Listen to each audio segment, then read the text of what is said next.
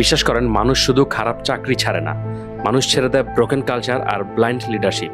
মানুষ company change করে না, মানুষ তার বসকে চেঞ্জ করে। একজন মানুষ যখন নতুন কোনো প্রতিষ্ঠানে জয়েন করে, তখন সে শুধু একটা স্যালারি প্যাকেজ নেয় না, কিন্তু সে নিজের স্বপ্ন, সময় এবং ভবিষ্যতের একটা অংশ সেই প্রতিষ্ঠানের হাতে তুলে দেয়।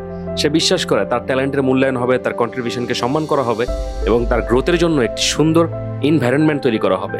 People don't leave companies overnight, they leave when respect disappears. যখন একজন কর্মী প্রতিদিন অনুভব করে যে তার মতামতের কোনো মূল্য নেই, তার পরিশ্রমকে স্বাভাবিক ধরে নেওয়া হচ্ছে আর তার অর্জনের চেয়ে ভুলগুলোই বেশি আলোচনায় আসে, তখন তার মোটিভেশন ধীরে ধীরে হারিয়ে যায়।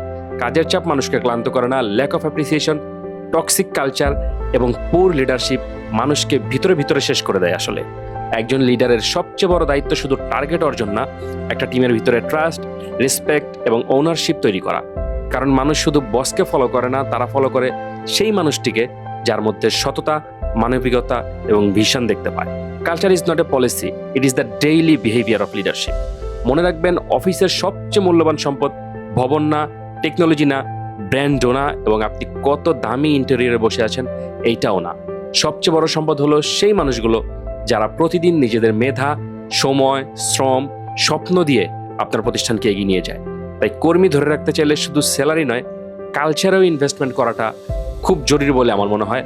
আপনার কি মনে হয়, মানুষ কি শুধু কোম্পানি চেঞ্জ করে বা শুধু বেশি স্যালারি পেলেই কোথাও চলে যায়, নাকি মানুষ বস চেঞ্জ করে? কমেন্টে জানায়েন আপনার মতামত।